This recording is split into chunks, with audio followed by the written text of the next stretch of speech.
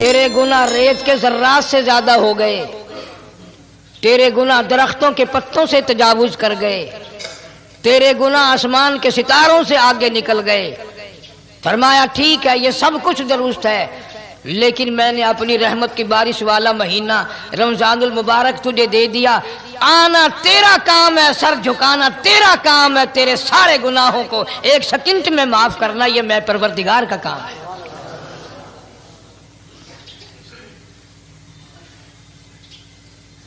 ہر سال میں رمضان المبارک کا مہینہ عطا فرما دیا۔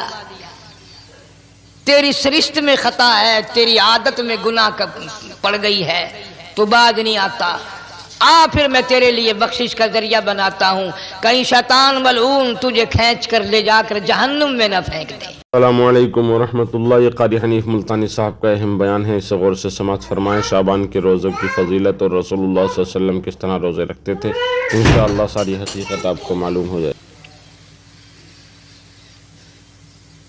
رمضان المبارک کی راتیں عطا فرما دی،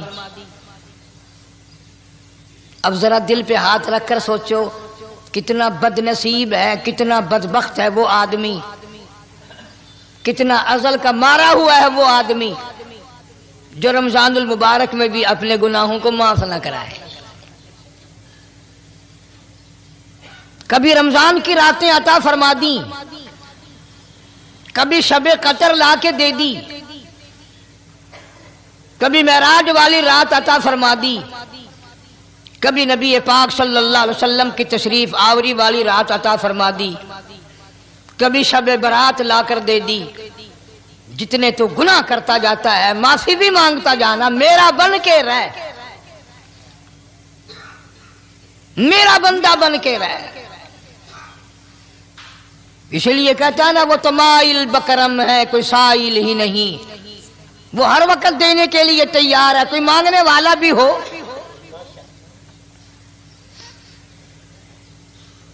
اب جو شب برات آ رہی ہے، حدیث پاک میں ارشاد ہے حضور اکرم صلی اللہ علیہ وسلم کا کہ جیسے ہی سورج چھپتا ہے اللہ پاک جل شانہ اس آسمان دنیا پہ تشریف لاتے ہیں اور ساری رات اپنے بندوں کو آواز لگاتے ہیں۔ اندازہ لگاؤ، مالک آواز دے رہا ہے، خالق آواز دے رہا ہے اور مخلوق سوئی پڑی ہے۔ ساری رات آواز آتی ہے حل من مستغفر، کوئی ہے بخشش مانگنے والا، کوئی ہے گناہگار، کوئی ہے سیاکار، کوئی ہے پہاڑوں جتنے گناہ والا، کوئی ہے سمندروں کے قطروں جتنا گناہ والا۔ آج میں خدا عرش عظیم سے چل کر آیا، میری بے پرواہی، میری بے نیازی آج چاہتی ہے تمہیں سب کو معاف کر دوں۔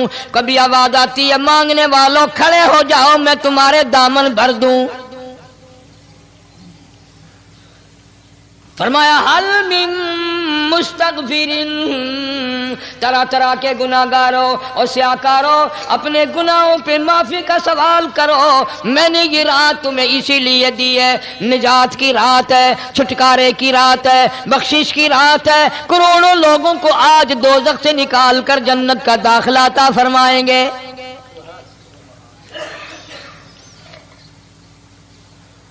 آواز آتی ہے میرے بندو کتنا بھی تو گناہگار ہے، لا تقنطوا من رحمت اللہ، میری رحمت سے نا امید نہ ہو۔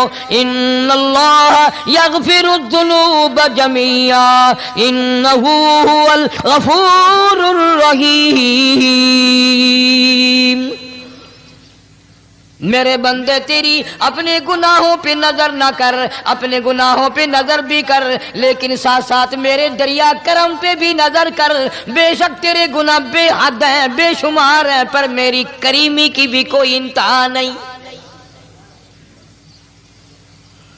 حل من مستغفرین، کوئی ہے معافی مانگنے والا آج اس کو معاف کر دیا جائے، کوئی ہے بخشش مانگنے والا آج اس کی بخشش کر دی جائے، کوئی ہے اللہ پاک جل شانہ کے دربار میں سر جھکا کر معافی مانگنے والا آج اس کو معافی عطا کر دی جائے۔ اللہ فرماتے ہیں او لوگوں نا امید نہ ہو، میں خدا تمہیں چل کر معاف کرنے کے لیے خود آ گیا ہوں۔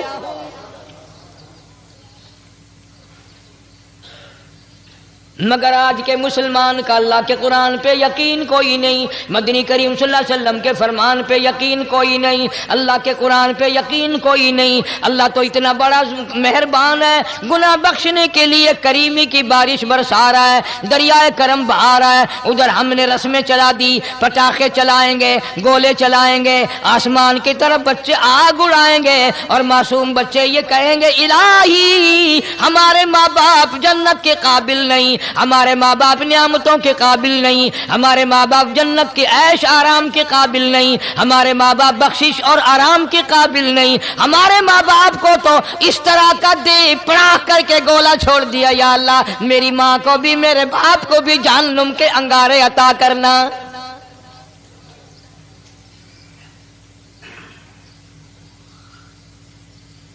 ارشاد فرمایا مدنی کریم صلی اللہ تعالی علیہ وسلم نے، اللہ پاک جل شانہ ساری رات ندا کرتے ہیں، آواز لگاتے ہیں، حل من مستدرک، کوئی ہے جس کی روزی میں تنگی ہو، کوئی ہے پریشان حال کپڑے کی تنگی ہو، کوئی ہے ایسا جس کو قرضے نے دبا لیا ہو، کوئی ہے ایسا جس کو اہل و عیال کے خرچے نے پریشان کر دیا ہو، کوئی ہے تنگ دستے آج مجھ سے روزی میں فراخی مانگے، میں اس کی روزی میں فراخی کر دوں، کیوں واللہ یقبض ویبسط والیہ ترجعون۔ اور زمین پہ نظر نہ کر، دکان پہ نظر نہ کر، نوکری پہ دفتر پہ نظر نہ کر، مالک فرماتے ہیں مجھے اپنی کبریائی کی قسم اگر میں تجھے نہ کھانے دوں، آگے رکھا ہوا کھانا، آگے رکھی ہوئی دولت بھی، پھل بھی، فروٹ بھی، حتیٰ کہ کھانے کے ارادے سے ہاتھ میں لیا ہوا، حتیٰ کہ کھانے کے ارادے سے جو منہ میں تیرے جا چکا، میں نہ چاہوں حلق سے نیچے اتر سکتا نہیں۔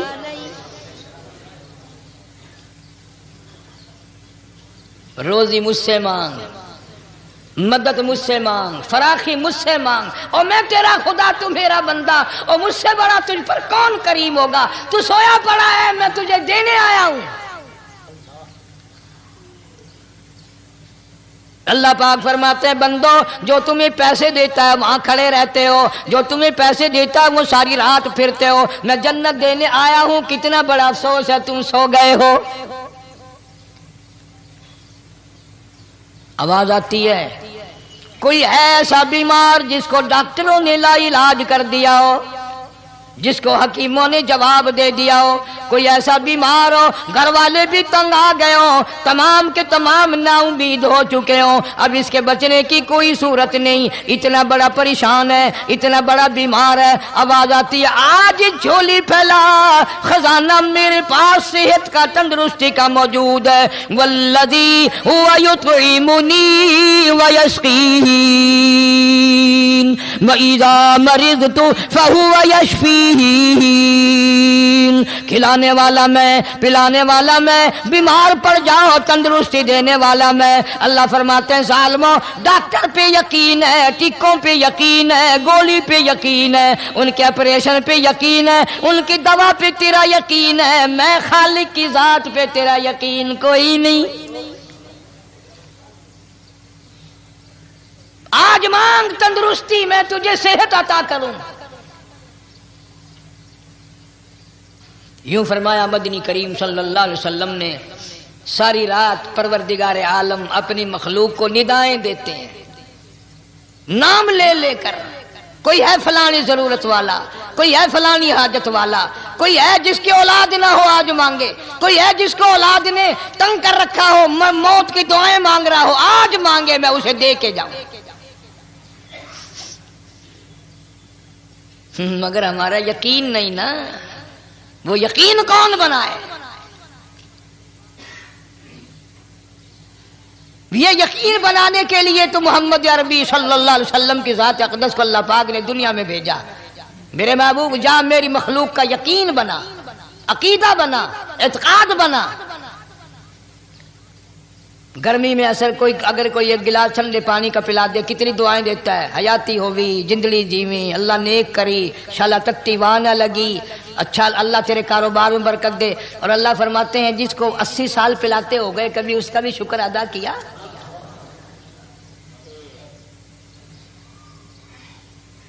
سخت سردی کے موسم میں ایک چائے کی پیالی کوئی پلا دے اتڑیاں بول اٹھتی، او میاں بھلا ہوئی، اللہ بھلا کرے تیرا، اللہ جزائے خیر دے۔ اللہ پاک فرماتے ہیں 90 برس ہو گئے کھاتے پیتے، کبھی تیرے منہ سے الحمدللہ نہیں نکلا۔ اندازہ لگاؤ وہ کتنی برکتوں والی رات ہوگی جس کو خدا برکتوں والی رات کہے۔ فرمایا انا انزلناہ فی لیلۃ مبارکۃ انا کننا منذرین۔ اللہ فرماتے ہیں برکتوں والی رات آ گئی، رحمتوں والی رات آ گئی، شعبان کی 15ویں رات آ گئی، بڑی برکتوں والی رات ہے۔ قوم نے تماشا بنا لیا، بچوں کو لگا دیا پٹاخے چلانے پر، اور بڑے بڑے حاجی نمازی بڑے بڑے نیک لوگ پڑ گئے حلوے شریف پہ۔ باقی دنوں میں تو دال کھا کر آدمی کو ذرا کم نیند آتی ہے، اس دن جو حلوے کی پلیٹیں چڑھائی پھر تو خیر ہی خیر ہے۔ کون عبادت کرے؟ ہم تو بھئی اپنی بات کریں گے، تمہیں ملے نہ ملے مولوی کا حجرہ تو بھر ہی جاتا ہے نا۔ الحمدللہ ہمارے یہاں یہ دستور ہی نہیں۔ بہرحال ہر چیز الٹ استعمال کرنے کی قوم کی عادت بن گئی، مزاج بن گیا۔ اللہ فرما رہے ہیں لوگو آ گئی برکتوں والی رات، کھڑے ہو جاؤ، وضو کر لو، قرآن کی تلاوت کر لو، عبادت کر لو، توبہ والی رات آ گئی، استغفار والی رات آ گئی، بخشش والی رات آ گئی، اور مانگنے والی گھڑی آ گئی۔ فرمایا انا انزلناہ فی لیلۃ مبارکۃ انا کننا منذرین۔ اللہ پاک فرماتے ہیں لوگوں ہوشیار ہو جاؤ، برکتوں والی رات آ گئی، رحمتوں والی رات آ گئی، نجات والی رات آ گئی، بخشش والی رات آ گئی، چھٹکارے والی رات آ گئی، بری ہونے والی رات آ گئی۔ فیہا یفرق کل امر حکیم امرا من عندنا انا کننا مرسلین۔ اللہ فرماتے ہیں پروردگار عالم نے اسی رات میں فیصلے فرمانے ہوتے ہیں۔ فیصلوں والی رات آ گئی، لوگوں کو کہتے ہوئے سنا بھی ہوگا اور بھگتے بھی ہوں گے۔ پہلے مقدمہ چلتا رہتا ہے، چلتا رہتا ہے، چلتا رہتا ہے، پھر اخیر میں آ کر کے لوگوں کو اندازہ ہو جاتا ہے کہ یہ فیصلے کی تاریخ ہے، تو اس پہ بڑی کوشش کر کے جاتے ہیں بھائی ذرا پہلے پہنچو، فیصلے کی تاریخ ہے۔ تو شب برات فیصلے کی تاریخ ہے، فیصلہ ہوتا ہے۔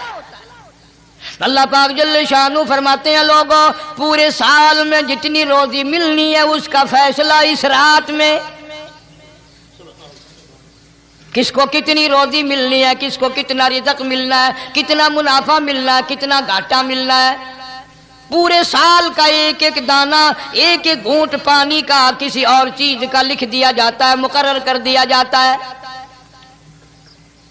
اسی رات میں اگلی رات تک، اگلے سال کی اس رات تک جتنے لوگوں کو مرنا ہوتا ہے، جتنوں کی موت آنی ہوتی ہے، بجٹ بنا کر حضرت اسرائیل علیہ السلام فرشتے کے حوالے کر دیا جاتا ہے۔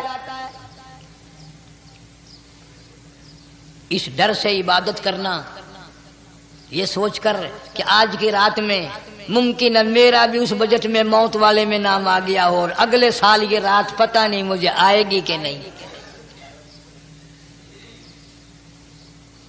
کیونکہ ارشاد فرمایا مدنی کریم صلی اللہ تعالی علیہ وسلم نے او لوگوں تمہیں معلوم نہیں دنیا کا نظام اتنا غلط ہو جائے گا، معاشرہ اتنا بگڑ جائے گا، قوم اتنی تباہ ہو جائے گی، صبح کو آدمی اچھا بھلا مومن ہوگا، مسلمان ہوگا، شام کو موت آئی تو جنازہ کافر کا اٹھ رہا ہوگا۔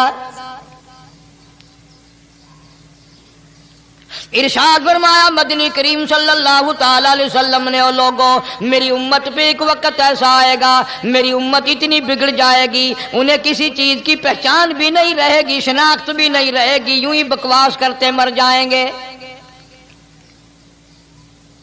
ارشاد فرمایا محمد عربی صلی اللہ تعالی علیہ وسلم نے، اور لوگوں کئی مرتبہ ایسا ہوتا ہے ایک آدمی کوٹھی بناتا ہے، بنگلہ بناتا ہے، لیکن اس کو یہ پتہ بھی نہیں ہوتا روپیہ میرا لگنا ہے، بنوانا میرے ذمے ہے، ایک رات کا بسیرا بھی مجھے اس مکان میں نصیب نہیں۔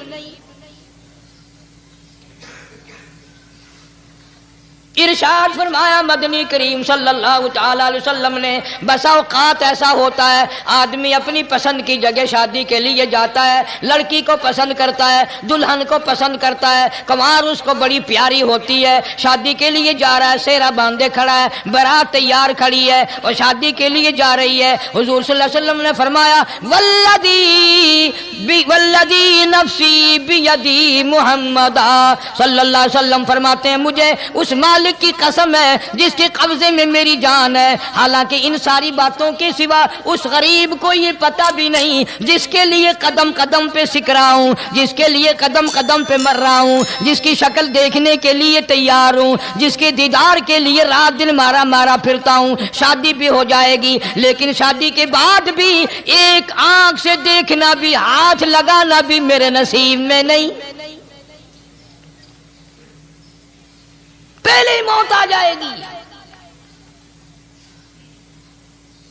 کتنے سالوں کی بات ہے، وہاں لاہور راوی روڈ پہ میں ٹھہرا ہوا تھا، برابر کی ایک کوٹھی میں شادی تھی، فیصل آباد برات گئی شادی کے لیے، بڑی دھوم دھام، بڑا گانا بجانا، کھانا پکانا، انتظار ہو رہا ہے واپسی کا، دلہن آئے گی، یہاں سامان رکھیں گے، یہاں جہیز رکھا جائے گا، یہاں کھانا پینا ہوگا، بڑی شدت سے انتظار ہے، بڑا انتظار ہے، شوق ہے، ناچنا گانا کود ناچ ہو رہا ہے سب کچھ۔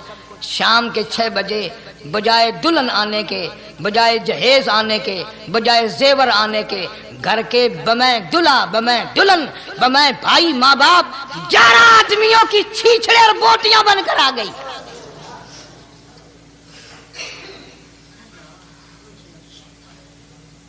کب اللہ کے قہر سے ڈرو گے؟ کب توبہ کرو گے تم؟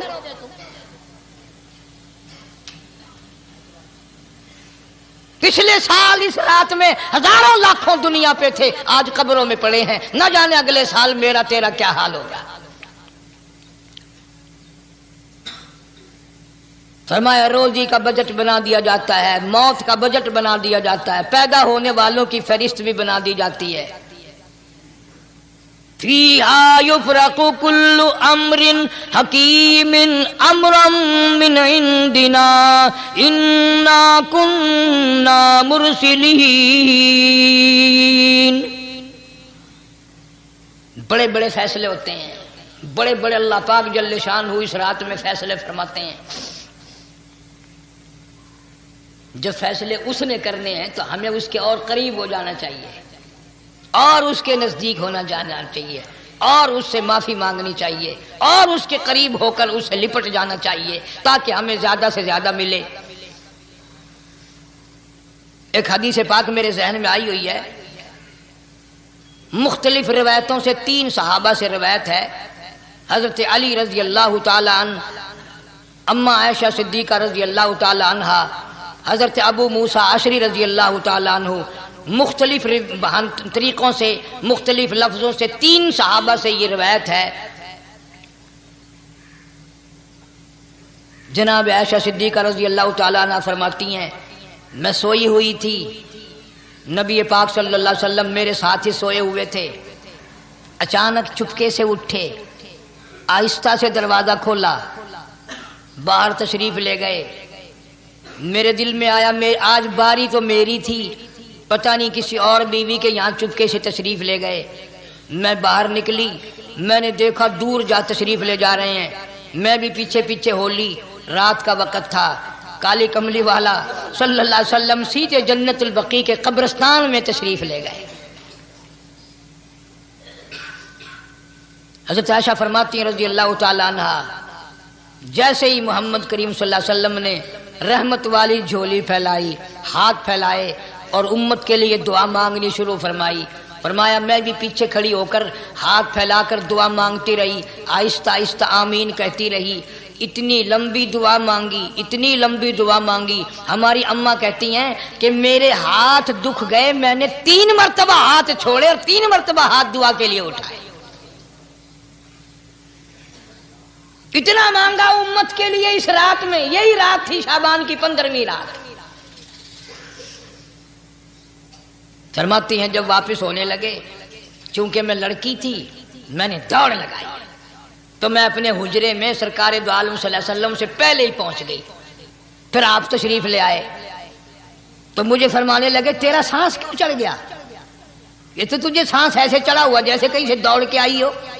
فرماتی ہیں ہماری اماں طیبہ طاہرہ رضی اللہ تعالی عنہا، فرمانے لگی آقا آپ کی دعا میں بھی تو شریک تھی، آپ جو وہاں دعائیں مانگ رہے تھے مغفرت کی، بخشش کی، تو میں بھی تو شریک تھی، میں بھی آہستہ آہستہ آمین کہہ رہی تھی، پھر آپ سے پہلے دوڑ کر میں گھر میں آ گئی۔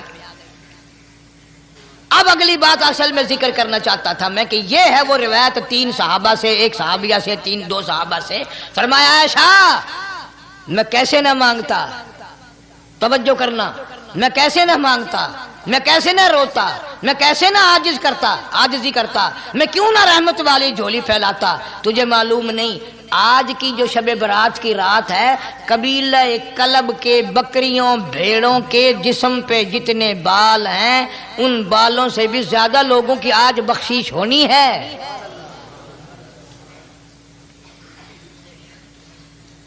جس قبیلے کا محمد عربی صلی اللہ علیہ وسلم نے نام لیا، ان کا اجڑ، ان کا ریوڑ، ان کا غلہ 10 میل میں بیٹھتا تھا۔ اتنی بخشش، اتنی عام بخشش۔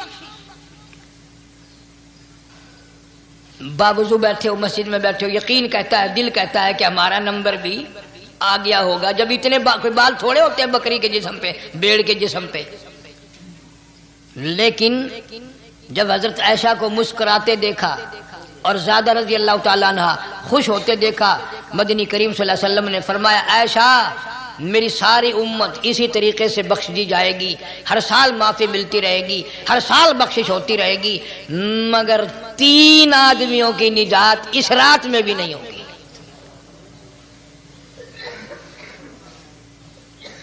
3 قسم کے آدمیوں کی بخشش اس رات میں بھی نہیں،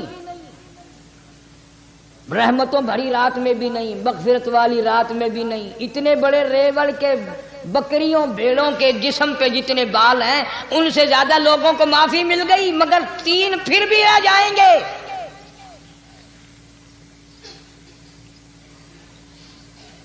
کتنا برا ہوگا، اتنی رحمت کی بارش برسے، رحمت کا دریا بہ گیا ہو، سمندر تھاٹھے مار گیا ہو اور پھر کوئی رہ جائے۔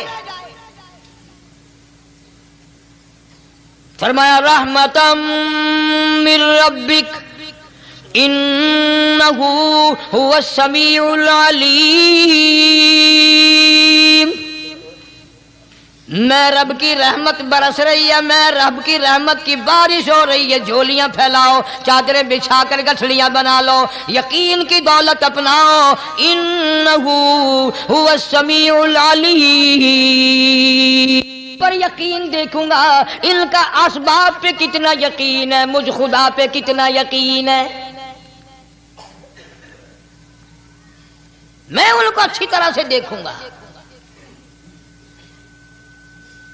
3 آدمیوں کی پھر بھی نجات نہیں۔ سب سے پہلا کون؟ فرمایا الا من اشرک باللہ،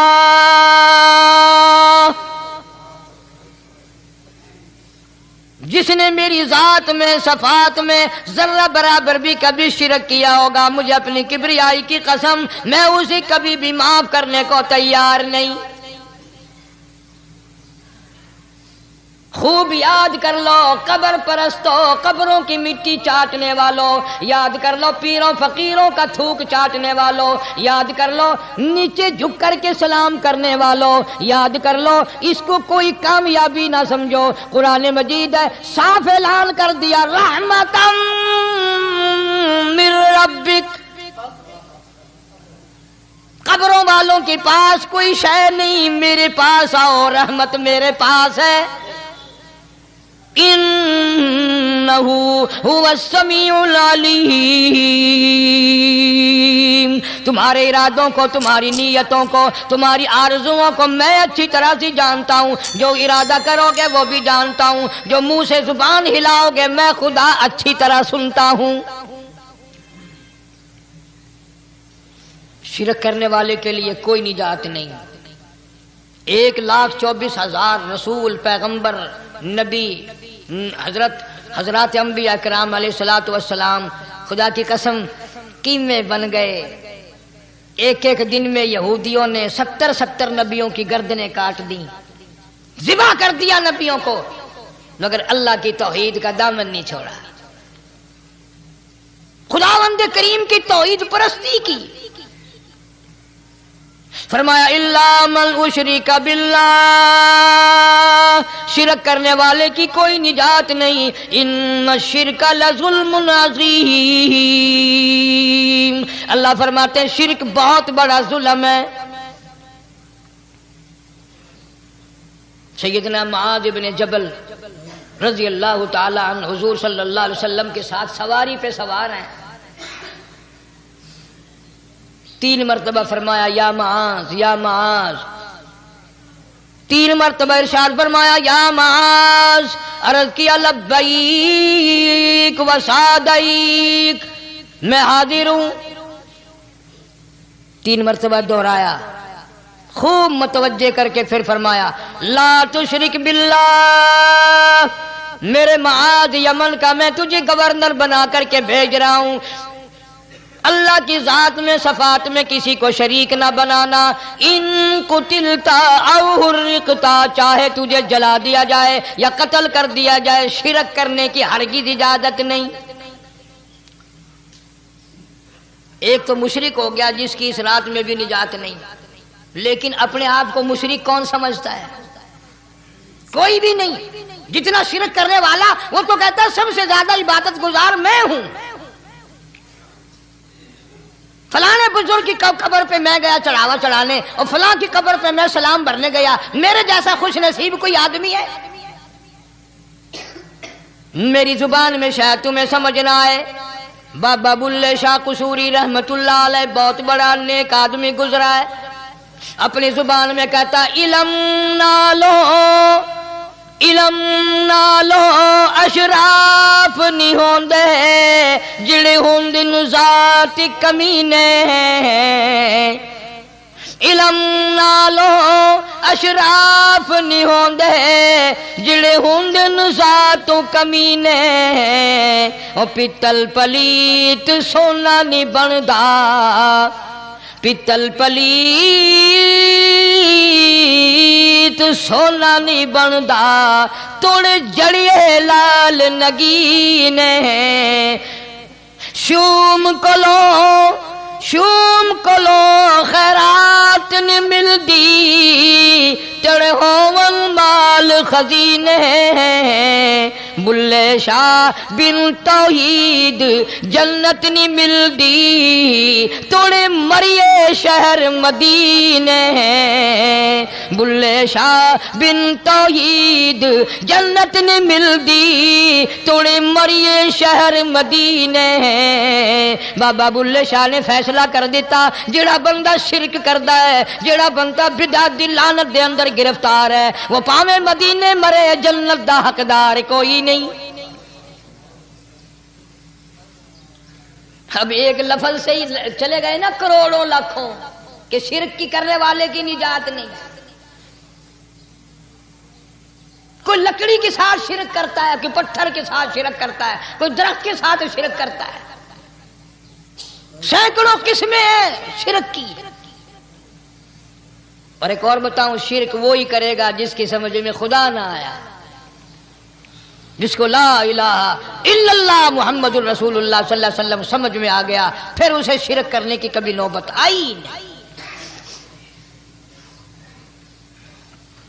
यहां तुम्हारे इस मुल्तान शहर में 1000 साल पहले की बात, राजा दीवान की हुकूमत है। ताजिर लोग मुसलमान आए मुल्तान में, कारोबार किया, अच्छा कारोबार दिखाया, बेईमानी नहीं की, हेरा फेरी नहीं की, ठगी नहीं मारी। राजा दीवान का बेटा मुसलमान हो गया, ला इलाहा इल्लल्लाह मुहम्मदुर रसूलुल्लाह कलमा पढ़कर। राजा को बड़ा दुख हुआ कि इस्लाम मेरे घर में आ घुसा, ईमान कुरान मेरे घर में आ गया। उसने बड़े बड़े शहरों से बड़े बड़े हिंदू बुलाए, बड़े बड़े पंडित बुलाए, साधु बुलाए, जोगी बुलाए, समझाओ मुसला हो गया। लेकिन याद रखो, जिसके दिल में ला इलाहा इल्लल्लाह मुहम्मदुर रसूलुल्लाह उतर गया हो, निकालने वाली तो पूरी दुनिया में कोई ताकत है नहीं ना। कितना ही जोर लगाओ, कितनी ताकत बनाओ, नहीं निकाल सकता। अल्लामा इकबाल भी कहता, जफा जो होती है इश्क में, जफा जो होती है इश्क में वो जफा ही नहीं, और जो बेसितम हो मोहब्बती उसमें कोई मजा ही नहीं। जब आदमी किसी के लिए मार खाता है बड़ा मजा आता है। सैयदा लबीना रज़ी अल्लाह ताला अन्हा मक्के की खूबसूरत नौजवान लड़की ईमान ले आई। मक्के वाले सर के बाल पकड़कर घसीट कर मैदान में लाए, मारना शुरू किया। मारते मारते थक गए, बड़ा बहादुर मार रहा है। मारने वाला कहने लगा, जरा मैं पानी वानी पी लूं, जरा मैं सस्ता लूं, फिर मारूंगा। मार खाने वाली अल्लाह वाली कहती है, तुझे दम लेने की इजाजत नहीं, तुझे सांस लेने की इजाजत नहीं, अपना काम जारी रखी, जल्दी कर, तसलसल कायम कर, बीच में वक्फे की जरूरत नहीं, हाफ टाइम की हाजत कोई नहीं। इसलिए कोड़े बरसा। किसी ने कहा, लबीना तू भी पानी वानी पी ले, ये तुझे फिर मारेगा। कहने लगी, मुझे पानी की हाजत नहीं, मुझे खाने पीने की जरूरत नहीं, मेरा मजा किरकिरा हो गया, मेरा नशा टूट गया, मेरी आदत खराब हो गई, मेरा तमाम लुत्फ खत्म हो गया, मेरा जायका खराब हो गया।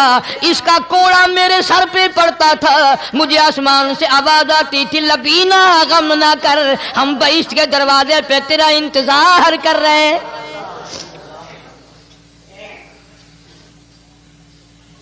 उधर कोड़ा बंद हुआ, उधर वो आवाज बंद हो गई, मेरा लुत्फ खत्म हो गया।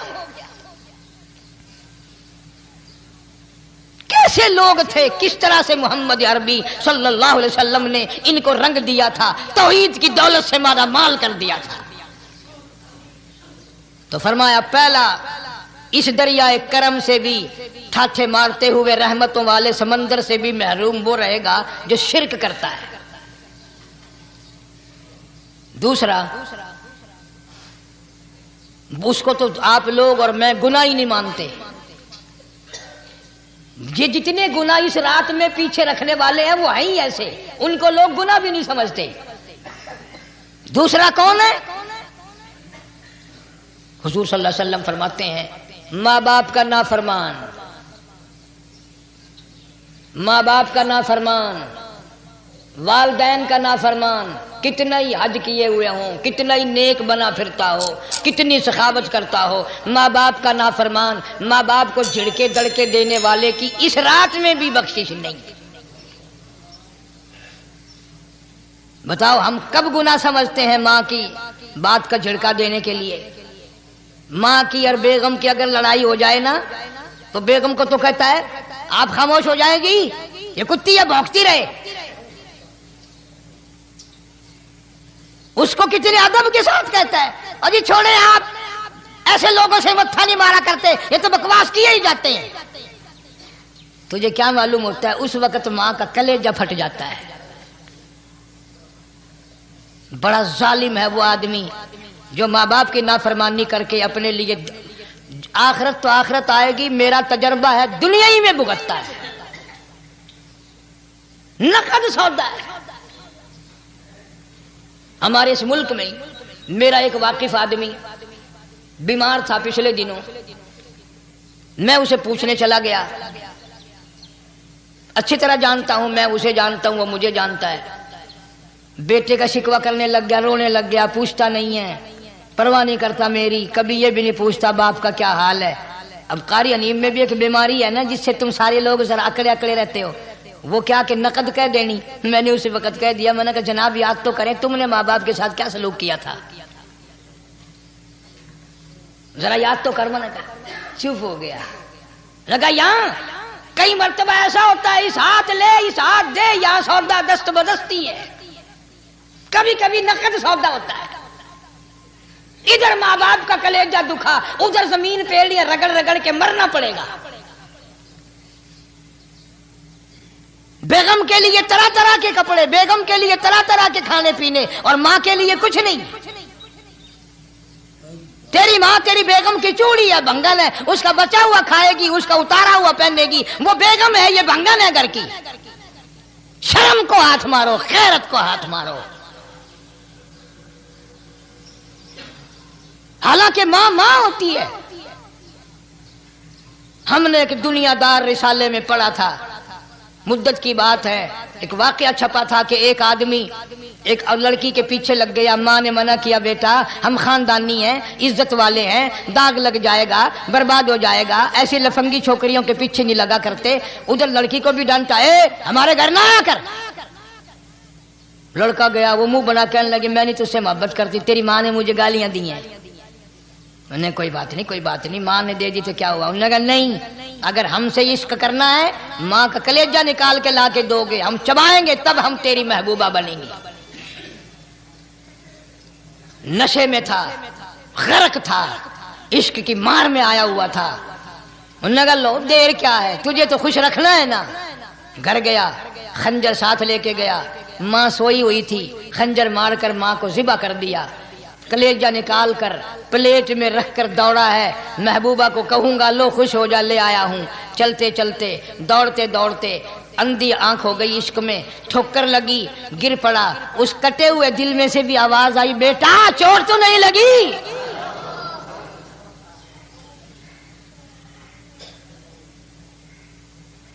تمہیں کیا معلوم ہے کہ ماں کیا چیز ہوتی ہے؟ یہ ان سے پوچھو جن کی ماں نہیں ہے. کائنات یہ ہے, جہان یہ ہے, سب کچھ دولت ماں باپ ہے. تمہارے یہاں فالتو ہوں گے, ہمارے یہاں تو نہیں ہے. تو فرمایا دوسرا بخشش سے رہنے والا ماں باپ کا نافرمان. وقت بھی ختم ہو رہا ہے, اس لیے تم کہو گے کہ پھر یہ 1.5 مہینے کے لیے انگلینڈ چلا گیا, وہ بھی میں چلو مختصر سے ہی بتا ہی دوں. تیسرا آدمی جو اس کرم والی رات میں, بخشش والی رات میں بھی قبیلہ کلب کے بھیڑ بکریوں کے بالوں کی گنتی سے زیادہ لوگوں کو جس دن معافی مل رہی ہے, یہ اس دن بھی پھنسے رہ جائیں گے. تیسرا آدمی ہے حسد کرنے والا, بغض کرنے والا, دل میں عداوت رکھنے والا. تمہیں سمجھ نہیں آئے گی ابھی. وہ یوں ہی ہے کہ کسی کے یہاں بیٹا پیدا ہوا, تمہیں اطلاع ہوئی, انہوں نے کہا ہاں جی ان کے یہاں تو روزانہ ہی پیدا ہوتے ہیں, آگے تھوڑے ہیں. لے تیرے گھروں کی گیا, تو راضی ہو جامے تو تاں کی ہے, ناراض ہوئے تو تاں کی ہے. فلانا آدمی اچھا کھانے پینے والا بن گیا, ہاں جی رب بھی بس رجتوں کو رجاتا ہے, خالیوں کو خالی کرتا ہے اور بھرتوں کو بھرتا ہے. اور رب ہے یہ تیرے دروازے دا چوکیدار ہے, رب کی ذات پر اعتراض کرتا ہے. اور بلکہ علماء نے لکھا ہے کہ حسد کرنے والے آدمی کو توبہ کی توفیق نہیں ہوتی.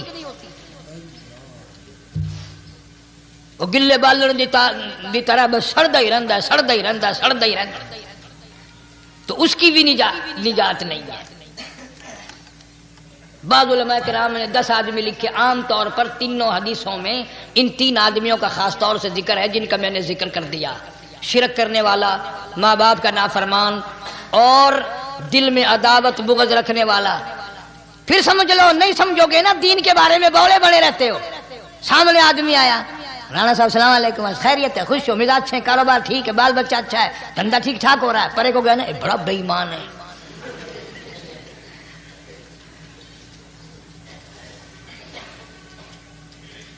ایویں جو سڑک تے ویندا پیا نا, نظر جو پئی, چودھری صاحب, خان صاحب, چاہ پانی بوتل. انہوں نے کہا نہیں یار کم ہے, لنگ گیا نا, یہ کو متر پلاؤں گا.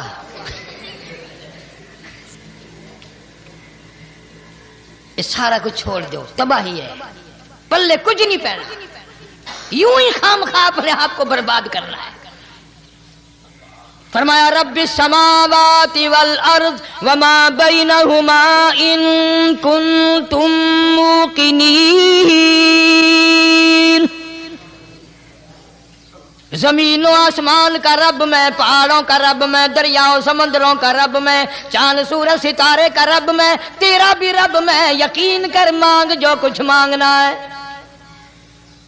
لا الہ الا هو یحیی و یمیت، میرے سوا الہ کوئی نہیں، مشکل کشا کوئی نہیں، حاجت روا کوئی نہیں، بیماری دینے والا کوئی نہیں، بیماری دور کرنے والا کوئی نہیں، بادشاہ کو اٹھا کر پھانسی کے تختے پہ لٹکانے والا کوئی نہیں، فقیر کو تخت و تاج پہنا کر بادشاہ بنانے والا کوئی نہیں۔ وَتُذِلُّ وَتُعِزُّ مَن تَشَاءُ وَتُذِلُّ من تشاء بيدك الخير إنك على كل شيء قدير،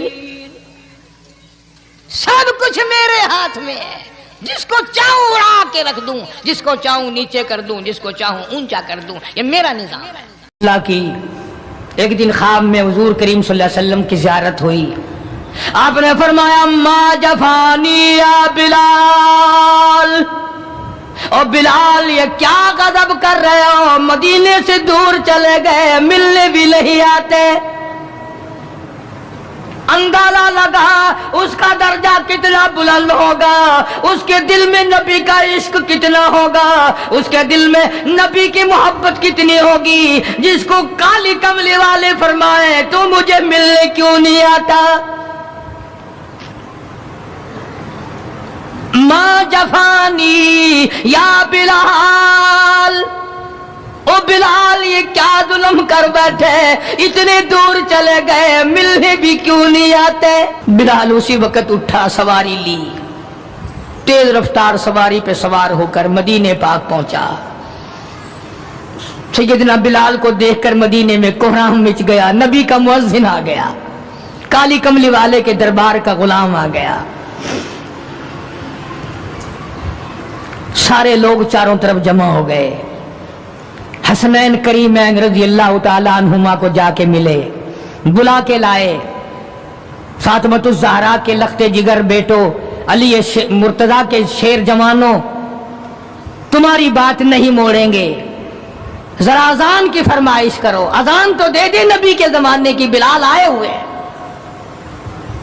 جناب بلال حبشی رضی اللہ تعالیٰ عنہ نے مدینے کی مسجد میں، مسجد نبوی میں کھڑے ہو کر جب اذان شروع کی، مدینے میں کوہرام مچ گیا، عورت مرد باہر نکل آئے، چلو نبی کے اذان زمانے کی اذان آئی ہے، چلو شاید دیدار ہو جائے۔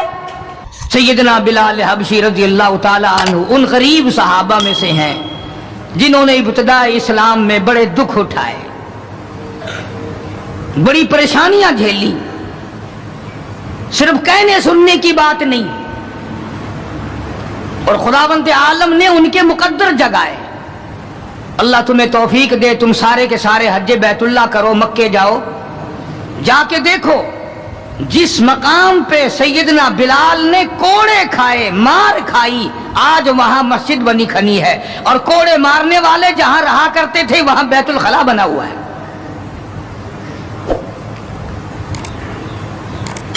سرکار مدینہ صلی اللہ علیہ وسلم نے فیصلہ کر دیا، جو میرا ہے وہ میرے صحابہ سے پیار کرے گا، جس کو میری ساتھ دشمنی ہے وہ میرے صحابہ کا دشمن ہے۔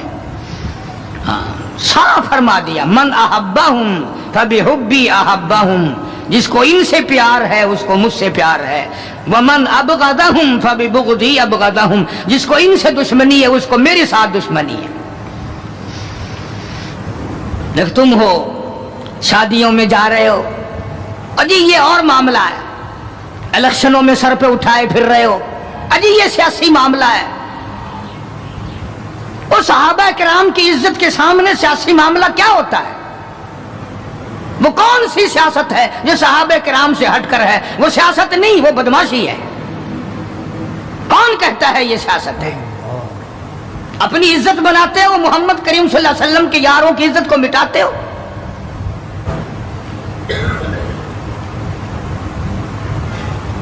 قربان جاؤں ان حضرات پہ، تم تو اب بھی نہیں سمجھ سکے ہوگے میں کن کی بات کر رہا ہوں۔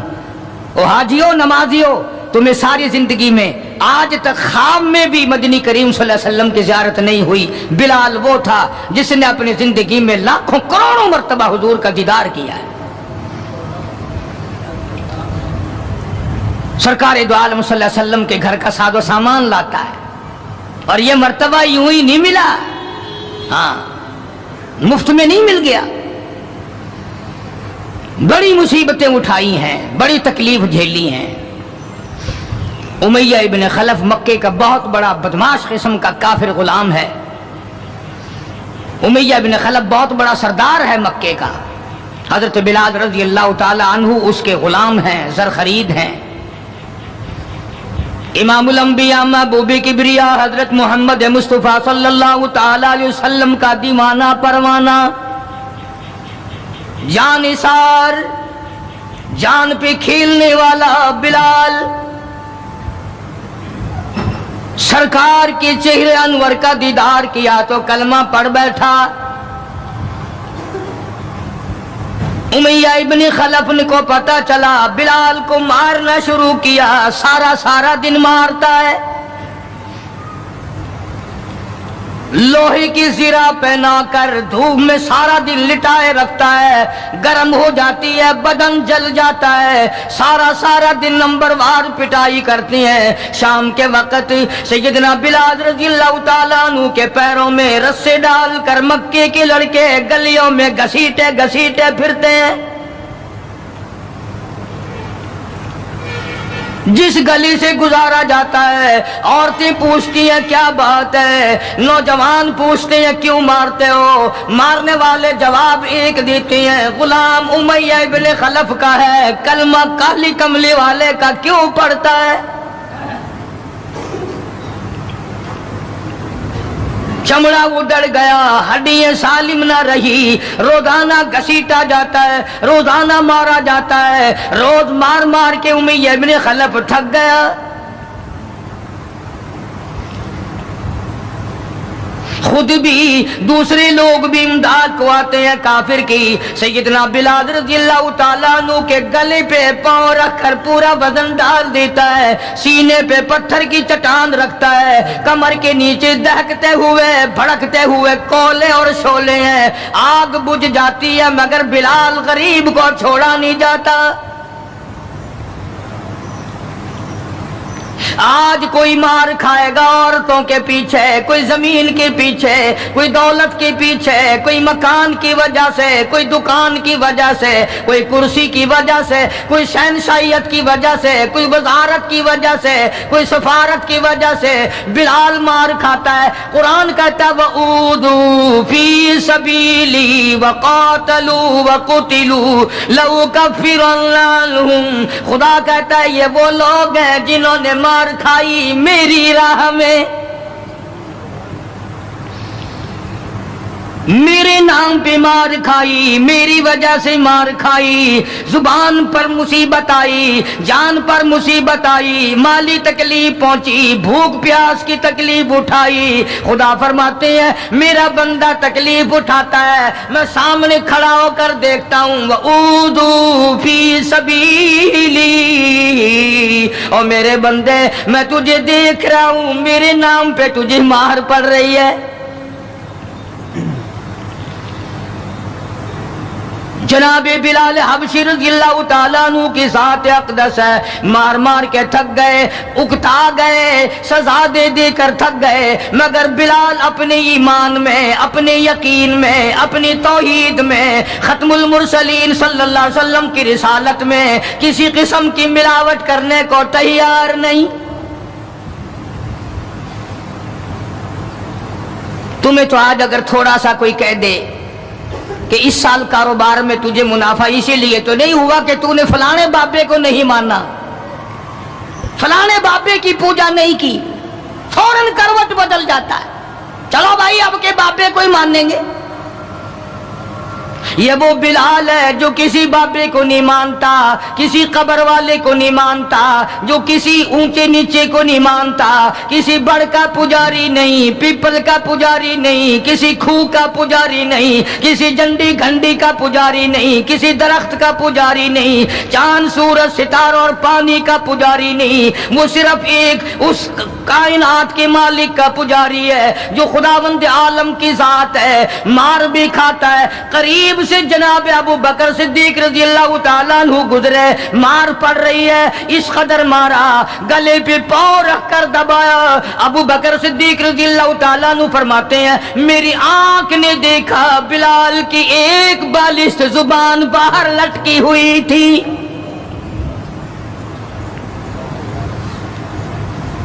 کمال ہے، اتنی تکلیف اٹھا رہا ہے، جب بھی ذرا سا پاؤں پر کو ہٹایا، سانس آیا، فوراً آواز لگاتا ہے اللہ احد،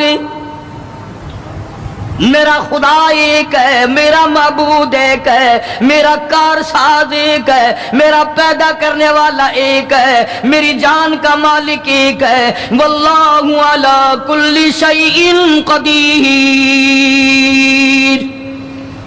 وہی ہر چیز پہ قادر ہے، میری جان پہ بھی اسی کی قدرت ہے، میری یقین پہ اسی کی قدرت ہے۔ اور مارنے والوں میں سچا عاشق ہوں، تم مارتے تھک جاؤ گے، میں مار کھاتا نہ تھکوں گا، اس لیے جس کی وجہ سے مار کھا رہا ہوں وہ حی قیوم ہے، میں اسی کا بندہ ہوں۔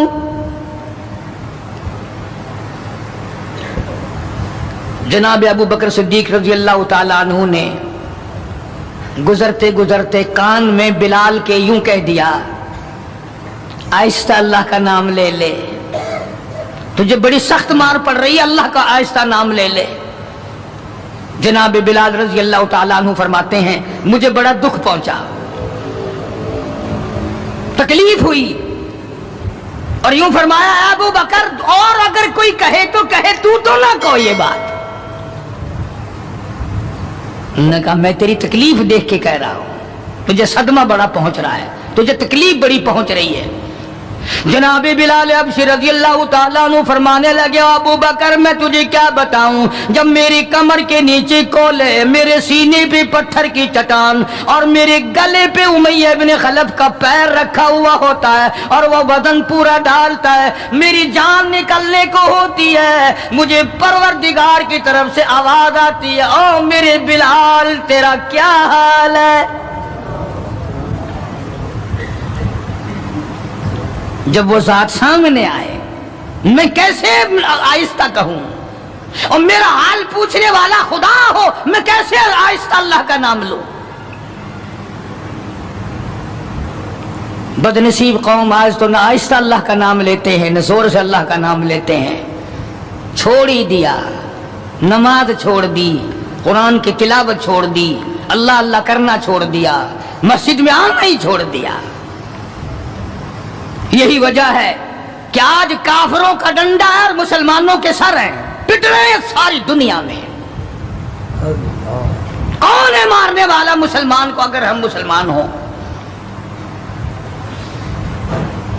جناب ابو بکر صدیق رضی اللہ تعالیٰ عنہ نے یہ بات سنی تو حیران ہو گئے،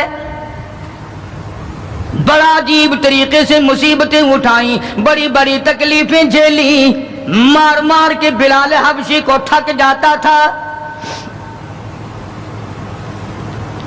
ایک دن سیدنا بلال رضی اللہ تعالیٰ عنہ کو اتنا مارا، حضرت بلال رضی اللہ تعالیٰ عنہ فرماتے ہیں مجھے یقین ہو چلا کہ آج میرا وقت آ گیا، آج میرا دم آخری ہے۔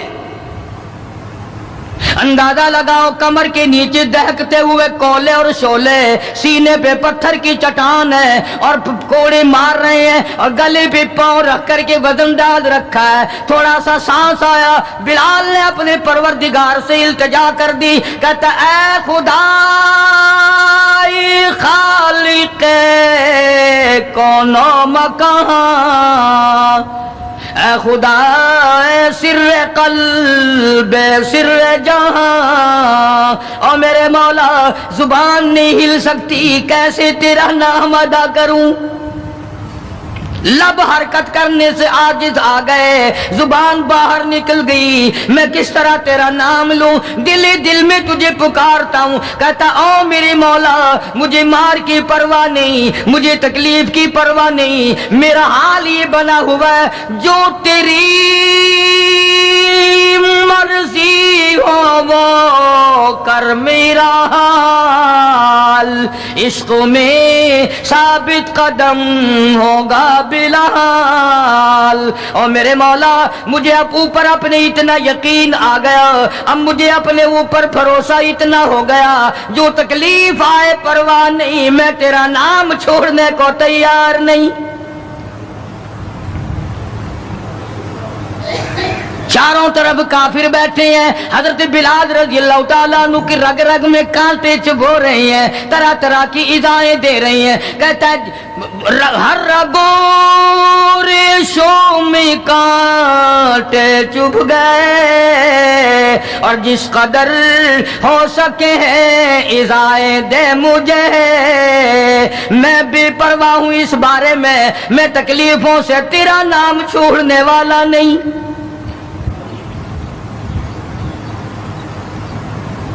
جناب ابو بکر صدیق رضی اللہ تعالیٰ عنہ نے حال دیکھا،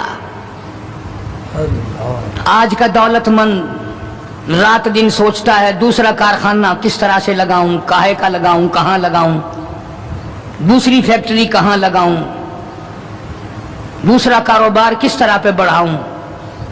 یہ مکے کا دولت مند تاجر ہے جس کا نام ابو بکر صدیق ہے رضی اللہ تعالیٰ عنہ، یہ مکے کی گلیوں میں اس نیت سے چکر لگاتا ہے کوئی مصیبت زدہ مسلمان ہوگا تو دولت خرچ کر کے اس کو آزاد کراؤں گا۔ امیہ ابن خلف سے صدیق اکبر نے پوچھا رضی اللہ تعالیٰ عنہ کہ یار تم مار مار تھک گیا، اسے بیچ لے، غلام تھے نا حضرت بلال، اسے بیچ لے۔ امیہ کہنے لگا کہ خرید لو بھائی، تو امیہ بن خلف کافر نے بڑے پیسے مانگے، صدیق اکبر رضی اللہ تعالیٰ عنہ نے اسی وقت فرمایا کہ چل کے لے لو اپنے پیسے۔ امیہ جو مکے کا سردار تھا کہنے لگا ابو بکر میں تو تجھے بڑا عقل مند سردار اور ہوشیار تاجر سمجھتا تھا، آج پتا چلا تجھے تو عقل ہی نہیں۔ جناب ابو بکر صدیق رضی اللہ تعالیٰ عنہ نے پوچھا کیوں؟ وہ کہنے لگا یہ تو میرے ناک پہ لڑا ہوا ہے، مار مار کے میں تھک گیا، دوسروں سے مروا مروا کے میں تھک گیا، اندازہ لگاؤ اور اپنے ایمان کا بھی پتہ کرو، سارا مکہ مارنے والا اکیلا بلال مارے کھانے والا۔ کہنے لگا یہ تو میرا درد سر بنا ہوا ہے، اگر تو یوں ہی کہتا نا غلام مجھے دیتے میں تیرے متھے مار دیتا، تو نے اتنی بڑی رقم دینی کر لی، یہ کوئی تیری عقل مندی ہے؟ کہاں یہ سر پھرا غلام جو کسی کام کا بھی نہیں رات دن مار کھاتا ہے اور اتنی بڑی رقم دینے کے لیے آپ آمادہ ہو گئے۔ جناب صدیق اکبر سبقت رضی اللہ تعالیٰ عنہ نے فرمایا امیہ میں بھی تجھے مکے کا سردار سمجھتا تھا، آج پتا چلا تو پرلے درجے کا گدھا ہے۔ انہوں نے کہا کیوں؟ کہ وہ اس لیے کہ ہو بلال اور قیمت یہ مانگی تو نے، بلال جیسی ذات ہو اور قیمت یہ مانگی، اگر آج پوری دنیا کی دولت تو مانگتا اور میرے پاس ہوتی میں اپنی جان دے کر کے بھی بلال کو خرید کے آزاد کرتا۔ چنانچہ خرید لیا، آزاد کر دیا، دربار رسالت میں پیش کر دیا۔ جناب حضرت محمد الرسول اللہ صلی اللہ تعالی علیہ وسلم کو پیار آیا۔ اندازہ لگاؤ بلال کے زخموں کو دیکھ کر آقا دو عالم صلی اللہ علیہ وسلم کو رونا آ گیا۔ اسلام کے لیے مار کھائی، ایمان کی وجہ سے مار کھائی، اپنے یقین کی وجہ سے مار کھائی، کوئی سیاسی غرض نہیں، کوئی دنیاوی غرض نہیں۔ جناب رسالت مآب صلی اللہ تعالی وسلم نے، اللہ پاک نے اس کا پھل یہ دیا بلال کو، اس کا معاوضہ یہ دیا کہ دربار رسالت میں مؤذن بن گئے۔ اذان دینے کی جو ڈیوٹی تھی، منصب تھا، وہ حضرت بلال کو ملا رضی اللہ تعالی۔ جناب مدنی کریم صلی اللہ تعالی علیہ وسلم کی گھر کے خرچے اخراجات سودا سلف لانے کی ڈیوٹی حضرت بلال رضی اللہ تعالی عنہ کے ذمے تھی۔ کوئی کسی محکمے کے صاحب کا سامان لائے گا، کوئی کسی محکمے کے صاحب کا سامان لائے گا، کوئی کسی تاجر کا سامان خرید کے لائے گا، کوئی کسی افسر کا سامان خرید کے لائے گا۔ بلال تیرے پیروں سے اڑی ہوئی خاک پہ قربان ہو جاؤں، تو شہنشاہ کائنات کے دروازے کا غلام ہے، تو حضور کریم صلی اللہ تعالی علیہ وسلم کا سامان لاتا ہے، اور 5 وقت اذان کی ڈیوٹی ہے۔ آپ صلی اللہ علیہ وسلم کے لیے قرضہ بھی لے کے آتا تھا بلال یہودیوں سے۔ ایک دفعہ ایک قرضے والے نے جان کر کہ دوبارہ اسے پھنساؤ، غلام بناؤ، حضرت بلال رضی اللہ تعالیٰ عنہ اذان دینے کے لیے تیار کھڑے تھے، یہودی آیا اور آ کے کہنے لگا، یہ جو بدنصیب آدمی ہوتا ہے نا، جس کا ایمان نہیں ہوتا، وہ بے ادبی بڑی کرتا ہے۔ آج بھی تجربہ ہے اللہ والوں کی، علماء کی، بے ادبی وہی کرے گا جس کے اندر ایمان کی رتی نہ ہو، بے ادبی کے الفاظ وہی بولے گا ایمان کی رتی نہ ہو۔ تو حضرت بلال کو آ کر کے آواز دینے لگا اور کہنے لگا، او کالے۔ حضرت بلال نے فرمایا، کیا بات ہے؟ کہ یا تو کل شام تک پیسے آ گئے، ورنہ یاد رکھ تجھے پھر غلام بنائیں گے ہم۔ جناب ابشیر رضی اللہ تعالیٰ عنہ مدنی کریم صلی اللہ تعالیٰ علیہ وسلم کی خدمت عالیہ میں تشریف لائے، عرض کیا، کالی کملی والے فلانا یہودی آ کر کے بڑی زبردست دھمکی دے گیا، وہ مجھے پھر دوبارہ غلام بنانا چاہتے ہیں، وہ پھر مجھے پریشان کرنا چاہتے ہیں، میں اب اتنا بڑا قرضہ کیسے ادا کروں؟ میں صبح کہیں نکل جاؤں گا، چھپ جاؤں گا، روپوش ہو جاؤں گا، جب کوئی انتظام ہو جائے اطلاع فرما دینا، میں حاضر خدمت ہو جاؤں گا۔ ہائے بلال، تجھے مبارک ہو، تو سرکار دو عالم صلی اللہ تعالی علیہ وسلم کے قرضے کی وجہ سے پریشان ہے۔ ذرا سوچیں وہ لوگ جن کو اللہ تعالیٰ نے دولت بخشی ہے، جن کو اللہ پاک نے کھانے پینے کے لیے دیا ہے، کہ ہمارے نبی حضرت محمد کریم صلی اللہ علیہ وسلم نے کن دکھوں سے اپنی زندگی پاس کی ہے، قرض لے لے کر۔ صرف قرض نہیں، آج ہم یہودی بن کے مر رہے ہیں، عیسائی بن کے مر رہے ہیں، کافر اور مشرک بن کے مر رہے ہیں۔ ان کی ریس ہے ہر معاملے میں، ان کے طریقے کو اپنا کر کے آج مسلمان نوجوان بڑے خوش ہوتے ہیں۔ تم نے ہزاروں مرتبہ سنا ہوگا، آؤ شہنشاہ کائنات کا وہ لباس تو دیکھو جس لباس میں حضور صلی اللہ علیہ وسلم کی وفات ہوئی ہے۔ 11 پیمند اس لباس میں تھے جس لباس میں حضرت محمد رسول اللہ صلی اللہ علیہ وسلم کی اس دنیا فانی سے رخصتی ہوئی ہے۔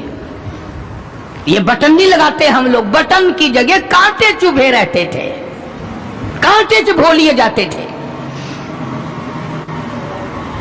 تو بلال نکل گئے مدینے پاک سے خوف کے مارے کہ یہودی پریشان کریں گے قرضے کے لیے۔ ابھی وہ کچھ ہی منزل پہ دور پہنچے تھے کہ سرکار دو عالم صلی اللہ تعالی وسلم کے یہاں کئی اونٹنیاں سامان سے لدی ہوئی آئی، اور آپ نے اس یہودی کو بلوایا اور بلوا کے فرمایا کہ تو اپنا سارا قرضہ لے لے، جتنا تیرا قرضہ ہے ساری کھجوریں ناپ تول کر اپنے قرضے میں لے جا، بچے گا ٹھیک ہے، نہیں بچے گا تو سارے کا سارا لے جا۔ اللہ غنی، نبی کی ذات کو تو دیکھو، کبھی تو یہ حال ہے کہ قرضہ لے رہے ہیں اور قرضے کی وجہ سے پریشان ہیں، اور خود حضرت بلال رضی اللہ تعالیٰ عنہ بھی پریشان ہے۔ اور اب یہاں یہ حال ہے کہ جس صحابی نے کھجوریں اٹھا کر ناپ کر ڈھیر میں سے تول کر دی ہیں، اس کا سارا قرضہ اتر گیا، اور صحابی کہتا ہے کہ میری آنکھ دیکھ رہی تھی، ایسا معلوم ہوتا تھا کہ سارے کھجوروں کے ڈھیر میں سے ایک دانہ بھی کم نہیں ہوا، ایک دانہ بھی کم نہیں ہوا۔ بے شمار واقعات ہیں اس قسم کے۔ مدینہ پاک میں اللہ پاک سب کو زیارت نصیب فرمائے۔ مدینہ پاک کی ایک صحابی ہے حضور صلی اللہ علیہ وسلم کا، اس کا باپ فوت ہو گیا، قرضہ تھا باپ کے ذمے، اس نے سارے سیزن کی کھجوریں اکٹھی کی اور ڈھیر لگا کر سرکار دو عالم صلی اللہ علیہ وسلم کی خدمت عالیہ میں آیا کہ جی فلاں آدمی کا میرے ابا کے ذمے قرض ہے، وہ آپ کھڑے ہو کر اتار دیں، اپنے سامنے وہ قرضہ اتروا دیں۔ ساری کھجوریں میں نے سنبھال کے رکھی ہیں، بچوں کو ایک دانہ نہیں دیا میں نے۔ کیسے لوگ تھے جو باپ کے قرضے کا فکر کرتے تھے، اب تو الحمدللہ اپنے قرضے کا فکر نہیں، اگر میں مر گیا تو کون دے گا، بلکہ خوش ہیں، قرضہ مار کے مر جانے پہ لوگ خوش ہیں۔ حالانکہ قرضہ ایسی چیز ہے کہ حضور کریم صلی اللہ تعالی علیہ وسلم نے جب تک یہ پوچھ نہ لیا، کبھی بھی کسی کا جنازہ نہیں پڑھایا جب تک یہ پوچھ نہ لیا کہ اس کے ذمے کسی کا قرضہ تو نہیں، اور اگر پتا چلا کہ ہے تو فرمایا ضامن بنو، کون دے گا، اور اگر ضامن کوئی نہیں بنا تو حضور نے کسی صحابی سے جنازہ پڑھوا دیا، خود جنازہ چھوڑ دیا۔ یہ تھوڑی بات ہے کہ نبی جنازہ چھوڑ دے۔ آج لوگ گسے مارتے ہیں، بڑے خوش ہوتے ہیں، کوئی گل نہیں، ایسا کوئی بھجے ہوئے نے۔ آدمی اپنا قرضہ جو منگا کے مٹی چاہ گئے ہیں، بھج گئے کتائی، دینا نہیں، ڈرتا نہیں، اگر میں مر گیا تو میرا قرضہ کون دے گا۔ یہ تھوڑی مصیبت ہے، یہ تھوڑی بات، اور نبی جس کا جنازہ چھوڑ دے، نبی جس کی جنازے کو چھوڑ کر ہٹ جائے، یہ کوئی تھوڑی بات ہے۔ پہلے لوگ دعائیں مانگا کرتے تھے، یا اللہ مقروض بنا کے نہ ماریو، اور اب دعا کرتے ہیں یا اللہ جتنا گڑ گپا کر کے مروں تو نہیں اچھا۔ بے ایمانی کر کے مرنا چاہتے ہیں، لوگوں کا پیسہ کھا کے مرنا چاہتے ہیں، فنکاری کر کے مرنا چاہتے ہیں، شرم نہیں، یہ کوئی موت ہے، یہ کوئی مرنا ہے، یہ تو لعنت کی موت ہے۔ کسی کا کھا کے مر جاؤ، جب وہ سنتا ہے تو کہے گا نہیں، اور تجھ پر خدا کی لعنت ہو، میرا روپیہ کھا کے مر گیا۔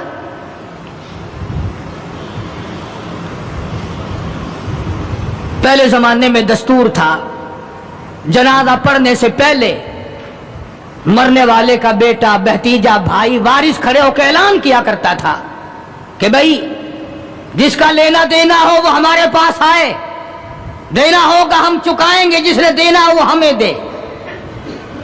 اعلان ہوا کرتے تھے کہ جو قرضہ مانگنے والا ہو وہ ہمارے پاس آئے، ہم قرضہ دیں گے۔ اب قرضے کا اعلان تو ہے نہیں، اب تو یہ اعلان ہوتا ہے کہ فلاں تاریخ کو آنا، تمہیں چھولے ڈال کر چاول کھلائیں گے، کل خانی ہوگی۔ قرضہ کون اتارے؟ اور اگر کوئی آ بھی جائے مانگنے لگا جی تسا جانو ایسا کوئی ضامن لگے، ایسا کوئی ٹھیکہ چاہیا ہے، ہم نے کوئی ضمانت اٹھائی ہے تمہاری۔ مدینے کا صحابی حضور کریم صلی اللہ تعالی علیہ وسلم کی خدمت عالیہ میں آیا، میرے ابا کے ذمے قرض ہے، میری غیرت گوارا نہیں کرتی، میری طبیعت گوارا نہیں کرتی، میرا مزاج گوارا نہیں کرتا، میں بیٹا دنیا میں موجود ہوں، میرا ابا قبر میں مقروض پڑا ہو۔ مدنی کریم صلی اللہ تعالی علیہ وسلم نے فرمایا ساری کھجوریں اکٹھی کر لی، گھر میں کتنی رکھی ہے؟ بچوں کے لیے کتنا رکھا ہے کھانے کے لیے؟ ان لگا گھر میں کہ جی ہاں، کہ اللہ اور اس کے رسول کا نام رکھا ہوا ہے، ساری کھجوریں میں نے یہاں اکٹھی کر رکھی ہیں۔ آخرت کا فکر ان لوگوں کو تھا۔ سرکار مدینہ صلی اللہ تعالی علیہ وسلم نے فرمایا اسے بلا، قرض لینے والے کو میں تیری سفارش کر کے آدھا اس سال لے لے گا، آدھا اگلے سال لے لے گا، آدھی کھجوریں بچوں کے لیے رکھ لے۔ صحابی رونے لگا، کہنے لگا میں ایسی کھجوریں اپنے بچوں کو کھلانے کو تیار نہیں، ہم بیٹھ کے کھجوریں کھائیں، میرا ابا قبر میں مقروض پڑا ہو،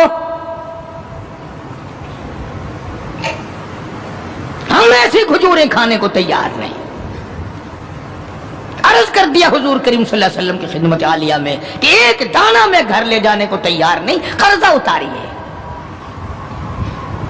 بس حضور صلی اللہ علیہ وسلم نے دعا فرما دی اور آپ نے اپنے سامنے کھجوروں کا ناپنا شروع کیا۔ اس قرض لینے والے کا سارا قرضہ اتر گیا. صحابی کہتا ہے میری آنکھیں دیکھ رہی تھی اور مجھے یہ تسلی ہو رہی تھی کہ پورے ڈھیر میں سے ایک دانہ بھی کم نہیں ہوا. سارا قرضہ چک گیا, سارا قرضہ اتر گیا, مگر ایک دانہ کم نہ ہوا. جس وقت مدنی کریم صلی اللہ تعالی علیہ وسلم کے ذمے جو قرضہ تھا بلال کے ہاتھ کا لیا ہوا, وہ سارا قرضہ اتر گیا. رحمت کائنات صلی اللہ علیہ وسلم نے حضرت بلال کو پھر بلوا لیا, فرمایا بے شک بے پرواہ ہو جا, اللہ نے سارا قرضہ تیرے میرے سر سے اتار دیا. بھوک کی مصیبت بھی دیکھی, پیاس کی مصیبت بھی دیکھی, اور اتنا زبردست عشق تھا کہ جب مدینے پاک میں اذان دیتا تھا تو جب اشہد ان محمد رسول اللہ کہتا تو حضور کریم صلی اللہ علیہ وسلم کی طرف اشارہ کرتا تھا کہ میں ان کی رسالت کی گواہی دے رہا. مدنی کریم صلی اللہ تعالی علیہ وسلم کی جب وفات شریف ہوئی, بلال ان نوجوانوں میں تھا جو ٹکرے مار رہے تھے, بے ہوش پڑے تھے. کہاں جاؤں, کسے دیکھ کے اپنا گزارا کروں, کس کا دیدار کروں, کس کو اپنا آقا مولا بناؤں, کون میرے سینے پہ ہاتھ رکھ کے پوچھے گا بلال تیرا کیا حال ہے, کون پوچھے گا مجھ سے. اور حضور صلی اللہ علیہ وسلم کی وفات شریف کے بعد جب مسند کو خالی دیکھتا اور جب اذان دیتا اشارہ کرتا, حضور نظر نہ آتے, بے ہوش ہو کر گر پڑتا تھا. انہیں محبت تھی, انہیں لگن تھی, انہیں سوز و گداز تھا, انہیں عشق تھا. ان کے دلوں میں اللہ تبارک و تعالیٰ نے جناب رسول اکرم صلی اللہ علیہ وسلم کی محبت کی مہر لگا رکھی تھی. آج ہمارے دلوں پہ مہر مال کی ہے, دولت کی ہے, پیسوں کی ہے, دنیا کی ہے, کرسی کی ہے, اقتدار کی ہے, سرکار کی محبت کی مہر نہیں ہے. اگر وہ ہوتی تو آج ہمارا خدا جانے کیا حال بنتا. اس لیے قرآن کریم نے ان لوگوں کی تعریف کی, فرمایا الذین آمنوا وہاجروا وجاہدوا فی سبیل اللہ. بے شک وہ لوگ جنہوں نے اللہ کے نام پہ ہجرت کی, اللہ کے نام پر ایمان لائے, اسی کے نام پہ ہجرت کی اور جہاد کیا میری راہ میں, بِأَمْوَالِهِمْ وَأَنفُسِهِمْ, مالی قربانی کی, جان کی قربانی دی. اللہ کہتا ہے اولئک اعظم درجۃ عند اللہ, یہی ہے وہ لوگ جن کے بہت بڑے درجے بلند ہیں میرے یہاں. میں خدا کے نزدیک ان کے درجے بڑے ہیں, میں خدا کے نزدیک ان کے مقام بڑے اونچے ہیں, میں پروردگار عالم کے نزدیک ان لوگوں کے مقامات بڑے اونچے ہیں. اور خدا جن کو اونچا کہے وہ کتنے اونچے ہوں گے. اور دونوں شہادتیں اللہ پاک کی قرآن میں ہے حضرات صحابہ کرام کے بارے میں. تمہارا اس طرف دھیان نہیں, تمہیں تو صرف تھوڑی سی کوئی انگلی لگا دے, دیکھو جی فلانے نے فلانے کا حق مار لیا تھا, دیکھو نا جی برا ہوا نا جی, اوہو تم بھی فیصلہ کر جج بن جاتے ہو, تم بھی فیصلہ کرنے والے بن جاتے ہو. ٹھیک ہے یار, صحابہ کے درجے تو بڑے ہیں, مگر یہ بات تو نہیں چاہیے تھی انہیں. تجھے کیا پتا ہے, تجھے اپنے ایمان کا تو پتہ نہیں, تو صحابہ کرام کے ایمان کا پتہ کرتا ہے. ساری عمر گوں کھاتے گزر گئی, حرام کا پیشاب پیتے گزر گئی, ہم صحابہ کرام کے فیصلے کریں گے؟ اور فیصلہ کرنے والے ہم, اور فیصلہ نبی کے یاروں کا, نبی کے دیوانوں کا, نبی کے پروانوں کا. خدا گواہ ہے, خدا کہتا ہے بِأَمْوَالِهِمْ وَأَنفُسِهِمْ, کہ ان لوگوں نے مال بھی قربان کیا, جان بھی میرے اوپر قربان کر دی. خدا گواہ ہے, رسول گواہ ہے, قرآن گواہ ہے. تم صحابہ کرام میں 1 کروڑ عیب نکالو, کوئی صحابہ کے درجے کو نقصان نہیں پہنچا سکتا. 1500 سال پہلے کی باتیں کرنے کے لیے بڑے ہوشیار ہو, آج کل کی باتیں کوئی نہیں کرتا. کیسے کریں, انشاءاللہ شام جیل میں ہوگی. آج کل کی باتیں کرو نا, کس محکمے میں کیا ہو رہا ہے, کس جگہ کیا ہو رہا ہے, کیا کر رہے ہیں وزراء، کیا کر رہے ہیں سفراء، کیا کر رہے ہیں بڑے بڑے افسر؟ ان کی بات نہیں کرتے، رسالے چھاپے پھرتے ہیں صحابہ کرام کے نام پر۔ میں تمہیں ایک بات کہتا ہوں، آج بڑا بد نصیب ہے وہ آدمی اور بڑا بدبخت ہے وہ آدمی، اور میں تو آگے بڑھ کر کہوں گا بڑا لعنتی ہے وہ آدمی جو محمد صلی اللہ علیہ وسلم کے یاروں کا شکوہ کرے، گلہ کرے حضور کے یاروں کا، ان یاروں کا جو حضور کے آڑے وقت میں کام آئے، جنہوں نے حضور صلی اللہ علیہ وسلم کے ساتھ ہو کر اپنے پیٹ پہ پتھر باندھے اور فاقے کاٹے، مصائب جھیلی، پیاسے مرے، بھوکے رہے، ان کا گلہ کرتے ہو۔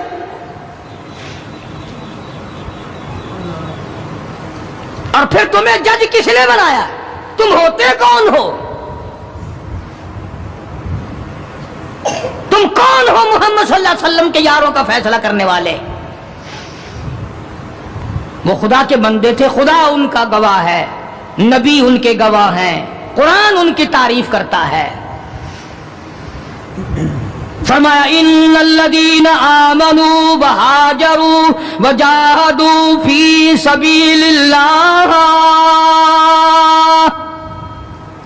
ایمان لائے، ہجرت کی، جہاد کیا نہ، بدر میں تو وہ لڑے، احد میں انہوں نے قربانیاں دی، حنین میں وہ لڑے، خندق میں وہ لڑے، تبوک میں انہوں نے قربانیاں دی، یرموک میں انہوں نے قربانیاں دی۔ ایک ایک صحابی ایسا ہے، حضرت خالد بن ولید رضی اللہ تعالیٰ عنہ نے 125 جنگ لڑے ہیں،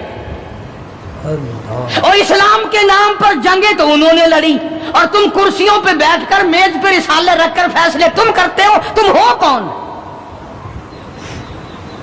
یہ تو منافقوں کی اولاد کر سکتی ہے، یہ تو یہودیوں کی اولاد کر سکتی ہے، یہ تو عیسائیوں کی اولاد کر سکتی ہے، مسلمان کا تخم ایسا نہیں کر سکتا۔ کبھی حضور صلی اللہ علیہ وسلم کے گھر کا گلہ، کبھی حضور صلی اللہ علیہ وسلم کے دوستوں کا اور آپ کے یجانصاروں کا گلہ، کوئی بھی کرے، مجھے اس سے کوئی بحث نہیں۔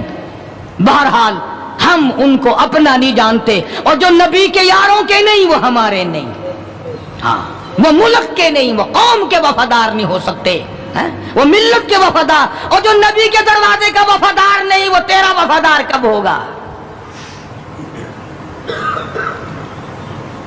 یہاں تو غلامی کرنے والوں نے سب کچھ کمایا ہے، ہاں سب کچھ کمایا غلامی کرنے والوں نے۔ اللہ غنی، ان کی پیٹھ گواہ ہے کہ انہوں نے اسلام کے لیے کیا کیا، ان کے کمر پہ کوڑوں کے نشانات گواہ ہیں کہ انہوں نے اسلام اور ایمان کے لیے کیا کیا۔ سیدنا بلال سبقت رضی اللہ تعالیٰ وفات شریف کے بعد مدینے میں رہ نہ سکے، منبر خالی میرے سے دیکھا نہیں جاتا، دمشق چلے گئے، وہاں جا کر اپنی اللہ اللہ کی۔ ایک دن خواب میں حضور کریم صلی اللہ علیہ وسلم کی زیارت ہوئی، آپ نے فرمایا ما جفانی یا بلال، اور بلال یہ کیا غضب کر رہے ہو، مدینے سے دور چلے گئے، ملنے بھی نہیں آتے۔ اندازہ لگا اس کا درجہ کتنا بلند ہوگا، اس کے دل میں نبی کا